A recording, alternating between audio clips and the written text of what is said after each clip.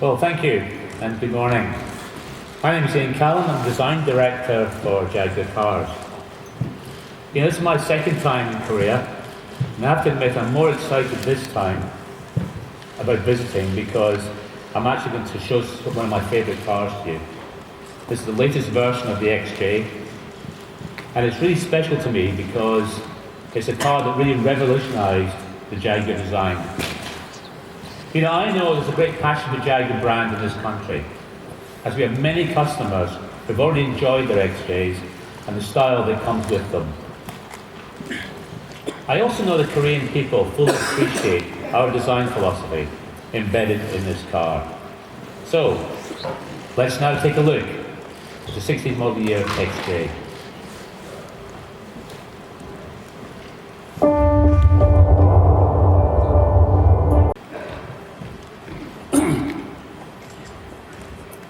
Well, we're going to talk a little bit about this car in a few moments, but first of all, I'd like to take you through some of the design journey that we go through in Jaguar. I think the first thing to understand is that you must have a design philosophy. You must understand a few ideas that you take through the whole process.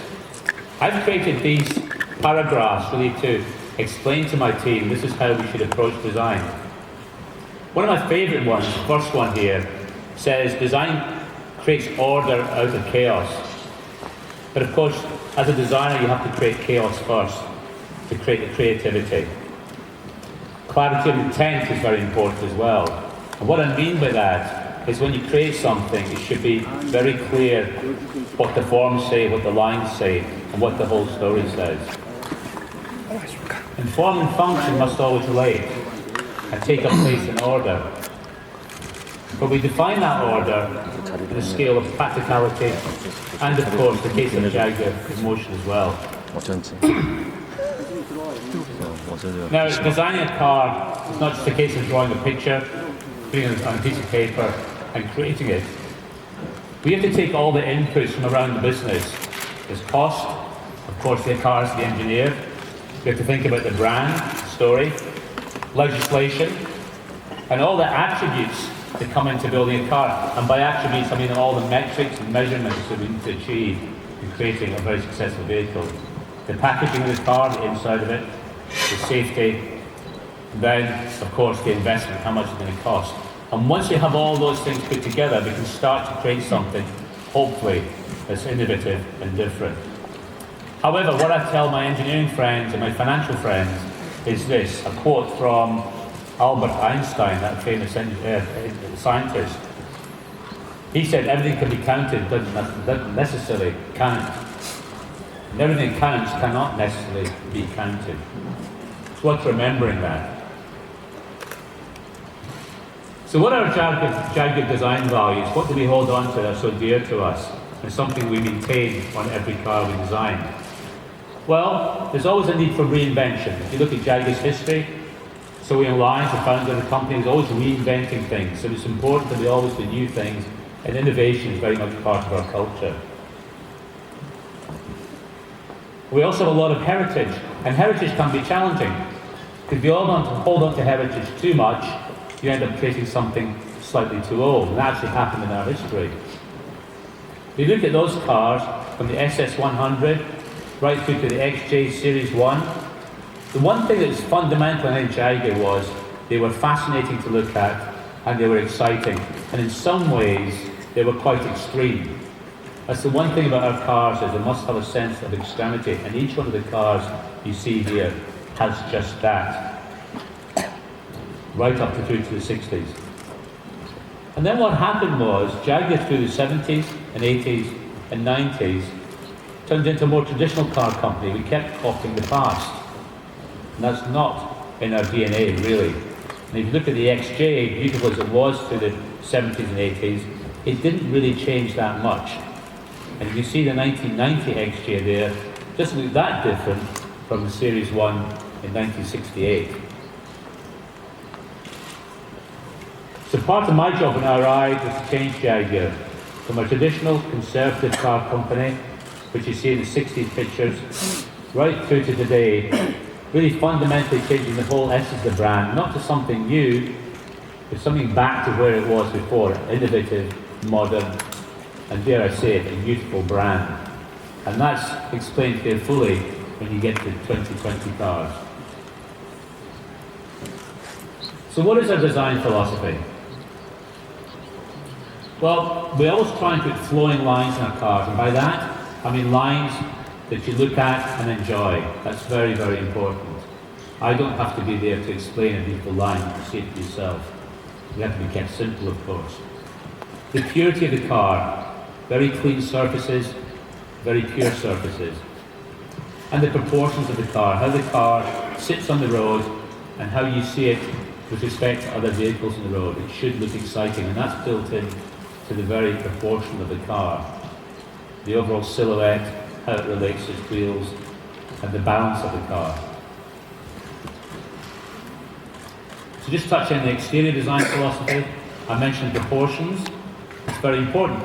And that's anything up to the dimensions between the wheels, forward of the wheels, behind the wheels, the height of the roof, the height of the bonnet. They all come into play. And although these three cars you can see there are all very different, one thing in common with them all is the proportions are very exciting. And we work very hard at Jaguar for every millimetre to get each line, each surface to the right place. It captures your imagination. It's very easy not to do that. A lot of companies don't bother, but really work hard at this. Let me explain some of the proportions. Here's a sketch that we did of the F-Type. Probably recognise it. It's a slightly exaggerated sketch. It's how we really like the car to be when we start off. Probably a bit longer and a bit lower and a bit sleeker. And this is how the car makes itself up. Those points you see around the car are inputs from other areas. It might be packaging, it might be legal, it might be financial, engineering, manufacturing. All these inputs come in and determine so much of the shape of the car. And if we take these inputs literally, without contest, you could end up with this. Smaller wheels, but cheaper, easier to handle, higher roof, because everybody wants to get more room inside it. And that goes on, and of course, the safety factors as well. And so what we do in Jaguar design is challenge every single one of these dimensions until we get the shape we want. Every single dimension through the car. And that takes a lot of hard work. We challenge the sections in it, make sure we've got the best engineering in the sections. We challenge the amount of room inside, make sure we're not too large, but enough to get 95 percentile adults in it. We don't challenge the safety. One is because we're not allowed to, but also because it's the right thing to do. But what we do is try and engineer the car to look better around the safety that's required. And for this car, just by challenging those details and measurements, you end up with this one. It makes a difference, doesn't it? It turns into something that looks a little silly, uninspiring, to something that's very exciting indeed. So proportions are everything to us. Now also when we produce a Jaguar, I want to put a sportiness into them. That's hugely important. And the way we do that, the easiest way to do that is in the profile of the car. And if you think of sports cars, they tend to have poopy profiles that sweep off the back. That's really driven originally by aerodynamics. But visually, it tells you a story. The car will perform perhaps a little bit better than others. That's the story it tells. So when you look at our cars, even going back to the E-Type, through the F-Type of course, even onto the XF, you'll see that sense of speed in line. Why is it more exciting? Because the truth of the matter is, that cars move forward and lines that work with them tend to be more horizontal than vertical. So a fast profile is very important indeed. Thank you. This is what happens when you go in aeroplanes too much, the voice starts to dry up. The other thing about a Jaguar, you may not notice so much, but if you look down from tall buildings onto a Jaguar, you'll see in the plan view of the car, it's always quite sculptured. It's not something you see when you see the car from this level, but what that actually does is create a car which is more exciting to look at. Because the body forms are moving all the time, and that takes your eye around the car in a very clear and very distinct way. So the plan view, we call it the tapered tail, or the plan view in the front, really matters a lot. So we work very hard to create that. One of the challenges, of course, is for aerodynamic cars, the best cars are very flat down the sides. So we have a balance to play with aerodynamics and the shape of the car. And then one of the most important things on any Jaguar is the surface of the car. And by that, I mean any of the contours you see down the side, the bonnet, the roof line. And these surfaces are very pure indeed. Take the first car there, the Mark II Jaguar. There is actually no crease on the body side whatsoever. It's very, very beautiful. Enjoy the simplicity of it. That's what that car is all about. When we go to the XF and the XJ, we try and put as few surfaces on it as possible. And what happens then is the blinds that you do put on the car really does pop out and you really do appreciate them. If you put too many lines on a pure surface, it becomes complicated. Your eye does not know what to look at first. So that's why we keep them clean and pure. And the other interesting thing is, the purer the surface on a car like this, the more difficult it is to get it right.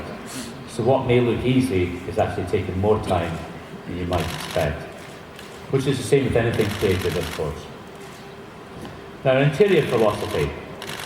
What makes a Jaguar so special? Well, historically, it's about materials and about a sense of honesty and integrity. And we try and instill that in our cars today. They're very straightforward, but the materials in the car are very warm and inviting. And that's something we try to put into modern cars as the materials change. As I say, they're also very honest as well and very easy to use. That was always the thing about Jaguar. And of course, being drivers' cars, that stands to reason. And so what we do with the interior of our cars, when we create the physical side of it, the main masses of it, we try and keep the architecture of that, the physical architecture, as simple as possible and as bold as possible. So you do recognise what these forms are doing.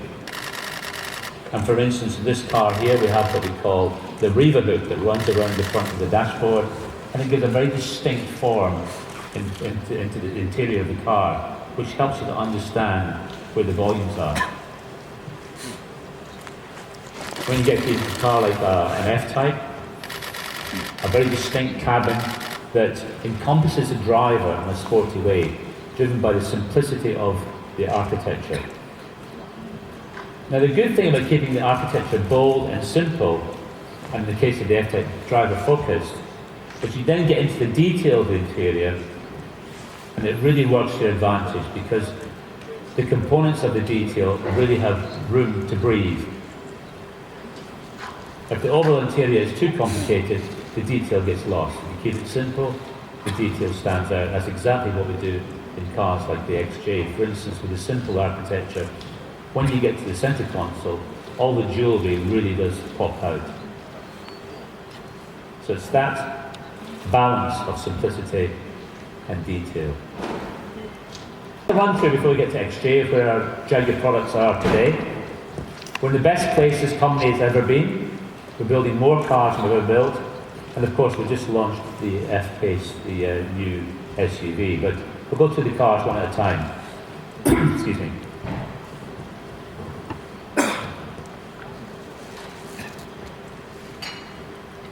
Well, the XE is a new small car. Maybe some of you have seen it already. It's a fantastic car. It really does pick up the driver feel of the Jaguar. And it's a very nimble car, of course, like all of our cars now, it's made out of aluminium. It's a fantastic car to drive. It's also a very determined car in terms of its visual appearance. It's quite assertive, it looks tough, and it's certainly got a slight attitude to it, which I enjoy. And of course, we just replaced the XF. We haven't reinvented the XF entirely. The old one was very good. Visually, it was very strong. We wanted to evolve it into the new one, into a better car, with more room in it, more practical, without losing the stance and the feel of the XF, which really has gained a lot of prominence in the cars of this class. Now, one of the reasons why I didn't want to change the front of this car so dramatically was that we're trying to build up the whole image of Jaguar with a face, so people understand and recognise the Jaguar's face. We've never had such a mix of cars in our range before as we have today. So it's important that consistency, being a luxury brand, is there for you to recognise. So you'll see the familiar face in all of our cars now. And of course, F-Pace, our new crossover SUV. And this is also a very demanding car for us to design. It is an SUV, it's all about the vertical height, therefore the idea of long lines in it was quite a tricky challenge. But we managed to create something very sporty. And the way we've done that is pick up many cues off the F-Type, the sports car. And if you look at the F-Pace and the F-Type together, you can see the family resemblance. Because we want to get the message that this is not just any ordinary SUV. This is a very sporty SUV, and a very drivable SUV. And it's also a very practical one, of course.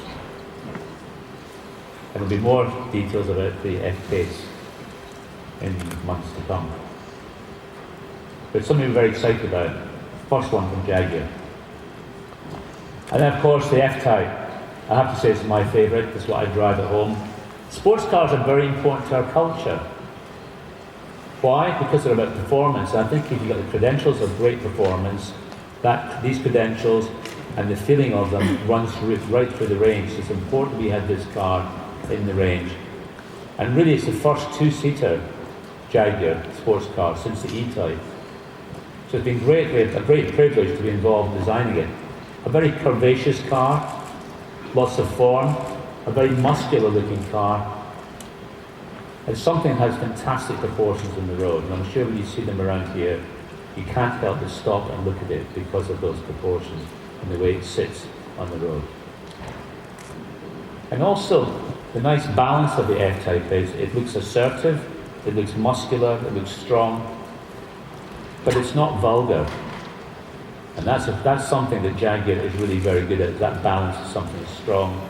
It's still very beautiful as well. I'll just put this one in, the CX-75. Unfortunately, we're not putting this into production, which is a shame really, because it's a very beautiful car, a very fast car. The original one was a high-tech hybrid. But you may recognise it because this car was in the latest Bond film and painted in orange. And I think it's probably one of the most beautiful cars that we've actually created. Unfortunately, so far we've only built 5 or 6, but I live in hope that perhaps one day we'll see more. So now to the XJ itself. To build the fundamentals of what the XJ is about from day one was what we wanted to do, about the style, the proportions, the excitement. And we continued the range of cars to this level, as we would expect from XJs of previous generations. Now, it's 6 years now since we actually introduced the original XJ of this series. But the DNA in the car really goes back to 1968, that car that I certainly fell in love with all these years ago. And there it is, the 1968 XJ. Fundamentally the most exciting proportioned 4-seater, 5-seater, 4-door car in the world at the time. It was really stunning. It was also the best car to drive in the world at the time. It was one of the most luxurious. In fact, this car was an absolute world beater amongst all the competitive set. And I have to say, it inspired me to come and work at Jaguar one day. It really had that effect. To say this is 6 years since we designed the first of this generation, the 8th generation now with the 16 model year, and it carries on the discipline, the profile, and the character of an XJ, and of course the luxuriousness of it.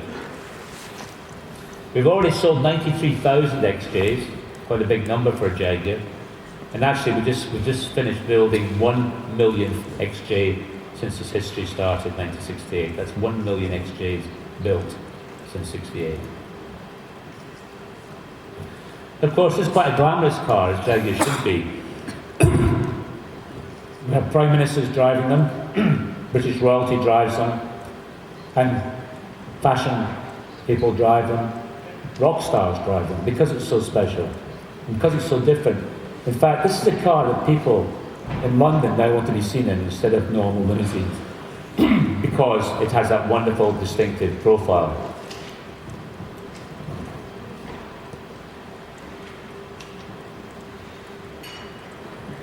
Excuse me. And of course, the XJ originally, when we brought it out, was always a bold statement for Jaguar.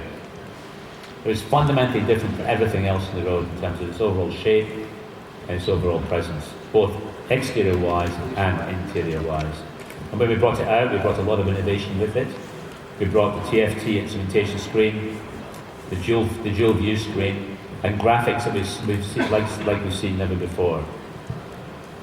And of course, the other great plus of this car is made of aluminium. Now, all of our cars made, this is a second generation Jaguar XJ made in aluminium.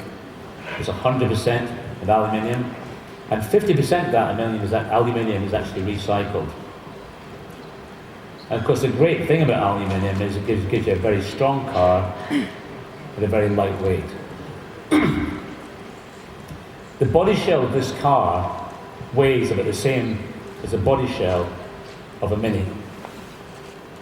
That's quite a remarkable fact, isn't it? So this car body shell weighs about the same as the body shell of a Mini.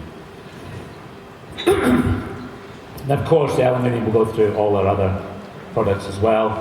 And the great thing about aluminium, of course, it gives us the lightweight, the lack of mass, and better CO2 readings ultimately, and better agility as a driver's car. Over the past few years, we've also introduced the 3-litre petrol, turbo, supercharged, sorry, and 4-litre turbocharged, and all-wheel drive. A significant plus to the XJ range was the all-wheel drive, especially in some countries like the northern states of the US, and I think as well here in Korea. We also, through the last few years, replaced the Super Sport with the XJR. Now, the thing with the XJR is it's a little bit more sporty, it's more focused on the driver, and it really does give that sporting spirit that perhaps the Super Sport was a little bit too soft on. And so now we're here to the 16 model year, and we have made some significant changes. We brought some enhancements to the XJ that we didn't have before, and really made it a much more compelling car. We've got new headlamps in the front, LED headlamps, which really do work to a much higher level. And they're very distinctive in design. And the nice thing about them, of course, is we've got these daylight running lamps, the J-blades, which sit in the corners and pull the car into the same look as the rest of our range. The grille itself is actually more upright. It's larger because our other cars were growing in strength visually. We made the grille more upright, and it's actually got much more presence than the previous one had. It's a subtle thing, but it's something we wanted to do to give the car a much stronger presence on the road. And then we have the sculpted blades in the lower half, which give that car a distinctive luxury look. And at the back of the car, we've got the J blades again on the rear of the car and the tail lamps. Very distinctive. Again, these are things that you'll see from a distance. They have daylight running lamps as well, so you'll see it all the time. And I think that gives the car that cleanness and that sense of purity I was talking about before. And there's a new rear bumper in the back as well to match the front, with a little bit more detail in the chrome and the finish. And under the skin, we've also added a new V6 diesel with 300 PS coming up from 275 PS, and this will now do 0 to 100k in just over 6 seconds. And of course, naturally it puts the torque up as well, and we reduced the output of CO2 to 10 grams by 10 grams per kilometre to 159. And this active control system we've got on the rear wheels, ASPC as we call it, gives you fantastic traction in all conditions. This really is a system that works beautifully with the car almost working itself, no matter what the driver's doing, up to about 30 miles an hour. So no matter what the conditions are, this will take control and make sure you get out of the worst conditions on a rear-wheel drive car. So it's a fantastic feature that's now appeared on the XJ as well as the other ones. And then also we've introduced E-Pass steering, something I think a lot of people thought was quite controversial when we introduced it to the F-Type, but E-Pass steering is now at such a state that it really makes the car much, much clearer to drive and much more precise. And there are other driving systems including adaptive cruise control with Q assist, reverse traffic detection, closing vehicle sensing, and of course 360 surround camera. And to the interior, we've brought some levels of trim that we haven't seen before. And when you get to the autobiography level, you get this lovely quilting effect. It's quite a traditional thing to do, but I think it adds that element of style and luxury that we've never seen before. This is probably the most luxurious Jaguar that we've ever produced. And then, of course, In Control Touch Pro, a new touch system for our touchscreen. It's the highest level we've ever made. It's brought us up into a completely new generation of touchscreen activity. You can personalize your own screen. It has zoom functions, and it really is a great joy to use. It really just bring the car into a whole new generation. In fact, it's one of the most advanced touchscreens in the business. And then, of course, in the back of the car, we now have the option of better, larger screens for rear entertainment. 10.2-inch screens, HD, of course, and that really does add a whole new level of luxury to the rear of the car. We're also adding a new trim level called R Sport. This is not the R, this is R Sport. Very much a visual trim level that will add a much sportier look to the car, regardless of what the engine size is. So overall, that's the new XJ. We're very proud of the car. It's a very beautiful car. It drives wonderfully, as you will probably find out eventually. And I think it really carries on the brand to a whole new level. So thank you for listening. Thank you.